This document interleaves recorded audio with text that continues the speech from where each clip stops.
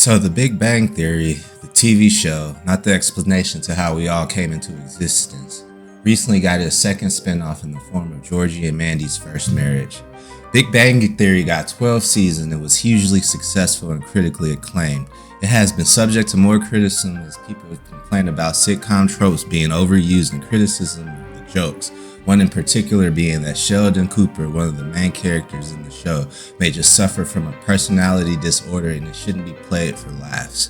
Also, some say it is an attack on nerd culture as it is often depicted nerds very negatively in terms of dealing with social situations, but I believe that is where the comedy came from. These characters just being put in seemingly normal, everyday situations and seeing how their quirks and character flaws cause them to react. It wasn't Curb Your Enthusiasm to the comedy elitist part of me, but I have to admit there was some charm to the show and many people agreed and were hooked. Now, to the people who have watched the show, seen clips, are familiar in any way with Sheldon, know two things about him. He is extremely intelligent and he is the most selfish human being living on the face of the earth. He is not an evil person, far from it actually, so it doesn't manifest itself into something overtly bad. However, it's so evident in his responses. He first thinks about how things will affect him. In a lot of ways, you can see him as being brutally honest, but most of the time you either laugh or just think to yourself, why would he say that? It is a form of comedy because he is indeed subverting your expectations with his responses, and I have an example of this. But I just want to make a point that Sheldon doesn't really change or have some huge character growth throughout the course of the show. I don't think it would be fair to say he remained static throughout the show. Things happen to him. Things happen to all the characters. The roles and the behavior of the characters remain the same, however, or at least similar throughout the course of the show. Sheldon is getting better and he becomes somewhat endearing, but he is still as selfish as ever. As an example of one of the bits often used in the show, I'm going to reference a scene later on in the show between Sheldon and his fiancée. This is later on in the show where we have seen Sheldon has a bunch of character development. Amy proclaims she is excited about their upcoming wedding and Sheldon lovingly responds, "As am I. If you'd have told me as a child that an actor from Star Trek would be officiating my wedding, I would have said, ooh, William Shatner." And if you'd have said, no, Will Wheaton, I'd have said, what, did you even try William Shatner? And if you just said yes, but he costs too much money, I'd have said, oh, well, Will Wheaton's good too. Now, I don't need to explain the joke. Some will laugh, some will cringe and think, why would he say that? A lot of people would get annoyed about his lack of appreciation, and a lot of people do get annoyed with his lack of appreciation. Sheldon is controversial. It is established early in Big Bang Theory that Sheldon is the way that he is because of his family, particularly his mother. He is extremely coddled by his mother, Mary, and you can see a lot of the roots of his selfishness come from it. She does have her own personal growth throughout the 12 seasons of the show, going from judgmental in the application of her religious belief to a free, open, and supportive mother, and in the end, being a reliable figure in Sheldon's life. In Big Bang Theory, in regards to Sheldon's family, a lot of the comedy revolves around his family being sort of foils of Sheldon. Mary is religious and often prays that she believes she should place her faith in a higher being. Sheldon is atheist and practical, exact opposites. Also, Sheldon is not traditionally attractive other than being somewhat tall. Missy, his twin sister, is introduced as an absolute bombshell, and that is not only my reaction, but the reaction of the characters in the show. They cannot believe she is Sheldon's twin sister. Her physical beauty plays a large role in what makes the episode go. Sheldon's older brother Georgie is also introduced, and we all know Sheldon is book smart, but Georgie is street smart. He is handsome, charismatic, loves sports, understands business, has a beautiful head of hair, and he's everything you would want in a family member, friend, acquaintance, or whatever. He is best boy, and Sheldon don't see none of that. The way Sheldon speaks about Georgie does not match the things that Georgie has accomplished in life, the things Georgie did for Sheldon, Mary, and Missy. See, I've been calling him Georgie, but he doesn't like to be called Georgie at all. As an adult, Georgie wants to be known as George, but I, like Sheldon, could never adhere to this demand.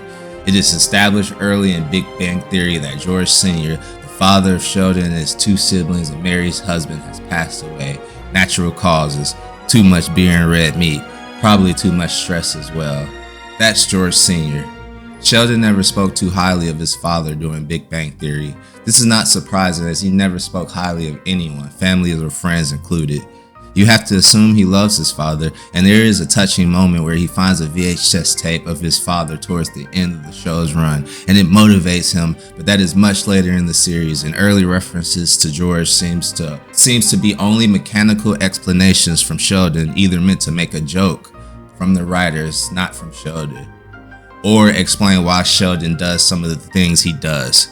With the exception of Mary, who is a more fleshed out character in Big Bang Theory, the rest of Sheldon's families are more like comedic or artistic devices. And that brings us to Young Sheldon. Young Sheldon rewinds time to when Sheldon is just 9 years old, and we do spend significant time with Sheldon's family, and throughout the course of the series, something amazing happens.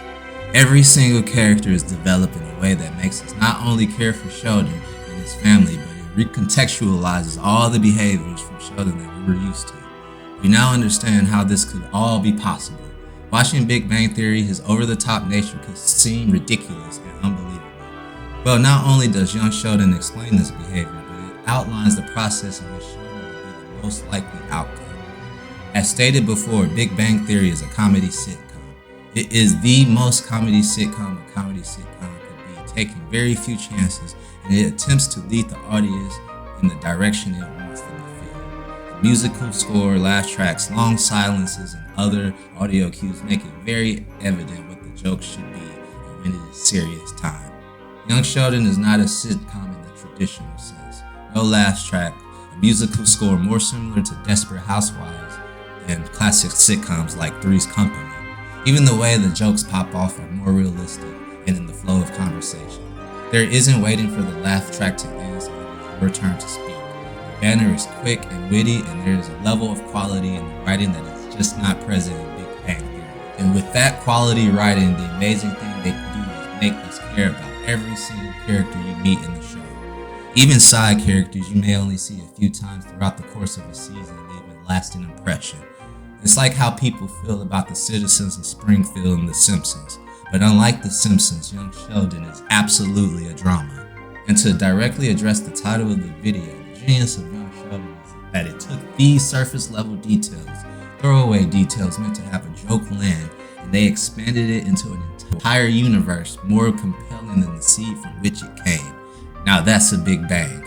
The show is called Young Sheldon, and he may get top billing, and he may get the most screen time, but his character is the least compelling in my opinion. But also, the show isn't really about Sheldon. It is about his family and how having someone as gifted as Sheldon can affect the ones around him. We can look at Mary Cooper, for example, and on the surface, she is very religious and believes in a divine plan. I believe because Sheldon is a gifted child, Mary views him as an actual gift. I would not say Mary is unintelligent, but she is rather folksy. I can totally see a doctor telling Mary her son Sheldon is gifted, and her taking it very literally. And once she starts showing signs of being extremely intelligent, that's a wrap for the rest of the siblings. The Mary and Sheldon relationship is such an interesting one, and I do plan on making a video in defense of her, because she gets a hard time from a lot of people.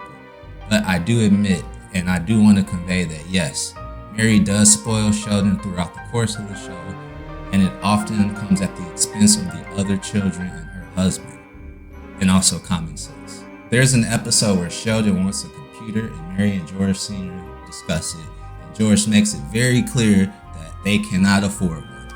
The matter is settled, but not to Mary, who goes behind his back to get the computer for Sheldon. She also gets a toy for Missy, who is present, because in her mind, she knows that if you get something for one child, you should get something for the other. Treat your children equally. Except she only gets Missy a doll, and she's going to get Sheldon a whole damn computer at a time where that wasn't a thing families just did. And Missy is not stupid. She immediately realizes the problem with this, even verbalizes it, and the bitterness grows. Mary's preferential treatment towards Sheldon affects the entire family, but affects Missy the most. There's a building conflict throughout the course of the show that is overt and is never really resolved. And by the end of the show's run, you have strong feelings about Mary and the decisions she makes. And in my opinion, she fails to show Missy that she is equally loved and valued, and that is tragic. Missy's relative age and her being the only girl and perhaps having different needs from her two brothers seems to place her in the emotional crosshairs most often. George Jr. or Georgie is in high school with Sheldon and often has a different kind of relationship with Sheldon. Georgie is healthy and well adjusted and has little emotional baggage from his mother's constant coddling of Sheldon. It does affect his life, but in other more positive ways. Even young Georgie is a great character who the family often sees as dumb or stupid because he often just says things without thinking or does something incredibly stupid. But Georgie is very capable, but he is just free, and in his mind, life should be very simple. He's a golden rule kind of guy and treats people well and has good intentions. There's many references he makes in the show about how to get away with things. There is a particular example where Missy wants to go to a dance and it's obvious her highly religious mother isn't going to allow that. She asks and Mary says no. Missy is later seen venting to Georgie about it, and Georgie remarks, "You asked her? That was your first mistake," explaining that he would have just went. See, the effect of Mary spending all her time looking after Sheldon has a different effect on Georgie. You can imagine he's had a lot of freedom. He was also sort of a thankless protector of Sheldon. Sheldon putting himself in all sorts of ridiculous situations because of his mouth or his lack of understanding of social norms. For how smart Sheldon is, he is often too dense to see the sacrifices of the people around him. George Sr. is a good father and does his best to provide for his family. He tries his best to treat his children equally, and he and Mary often clash regarding family decisions. George is a head football coach in high school, and though it is a very respected job in the community, the pay is not great, and so often they have to make tough decisions. George tries to be fair to the entire family, which often comes into conflict with Mary's preference towards Sheldon.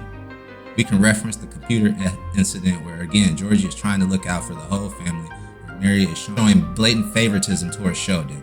George loves Sheldon, that is no doubt, but unlike Mary, George does not place Sheldon on a pedestal. George and Georgie are very alike, and so is Missy to an extent, but George does not understand Sheldon, and Sheldon often tries to use his intelligence to undermine George's ability to be a good father and a leader to the entire family. George is a great father and raised 3 great children, and it is devastating when he is no longer with us.